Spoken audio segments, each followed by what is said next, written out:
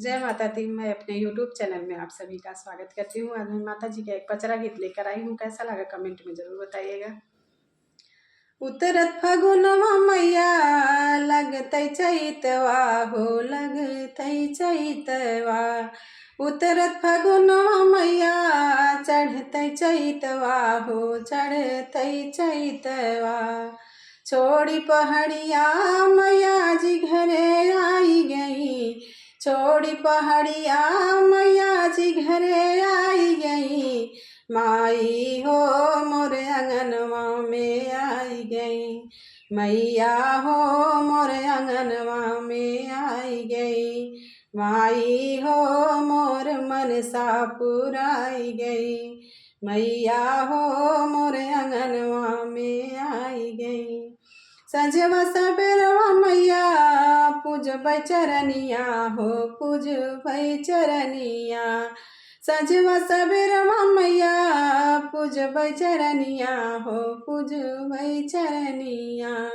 मंगिया के सेनुराय अमर मैया कही गई। मंगिया के सेनुराय अमर मैया कही गई। माई हो मोर अंगनवा में आई गई। मैया हो मोर अंगनवा में आई गई। माई हो मोर मनसा पुराई गई। मैया हो मोर अंगनवा में आई गई। उतरत फगुनवा मैया लगतै चैतवा हो लगतै चैतवा। उतरत फगुनवा मैया चढ़तै चैतवा हो चढ़तै चैतवा। छोड़ी पहाड़िया मैया जी घरे आई गई। छोड़ी पहाड़िया मैया जी घरे आई गई। माई हो मोर अंगनवा में आई गई। मैया हो मोर अंगनवा में आई गई।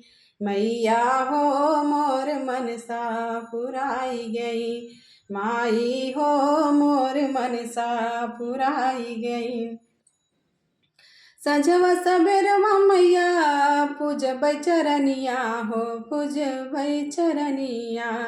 संझवा सबेरवा मैया पूजबै चरनिया हो पूजबै चरनिया। गोदिया के ललना अमर मैया कही गई। गोदी के ललनवा अमर मैया कही गई। माई हो मोर अंगनवा में आई गई। मैया हो मोर मनसा पुराई गई। माई हो मोर अंगनवा में आई गई। माई हो मोर मनसा पुराई गई। उतरत फगुनवा मैया लगतै चैतवा हो लगतै चैतवा। उतरत फगुनवा माई चढ़तै चैतवा हो चढ़तै चैतवा। छोड़ी पहाड़िया मैया जी घरे आई गई।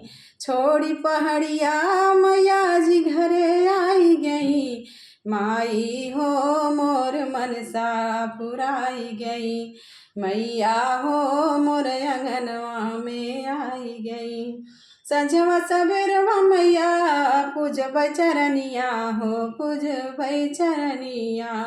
संझवा सबेरवा मैया पूजबै चरनिया हो पूजबै चरनिया।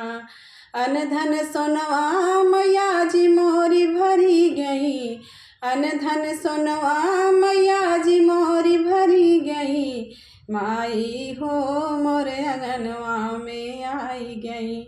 मैया हो मोर अंगनवा में आई गई।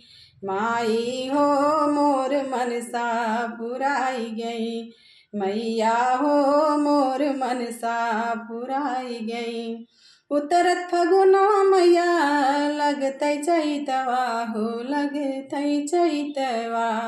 उतरत फगुनवा मैया चढ़तै चैतवा हो चढ़तै चैतवा। छोड़ी पहाड़िया मैया जी घरे आई गई। छोड़ी पहाड़िया मैया जी घरे आई गई। माई हो मोर अंगनवा में आई गई। मैया हो मोरे अंगनवा में आई गई, माई हो मोर मनसा पुराई गई, मैया हो मोर मनसा पुराई गई।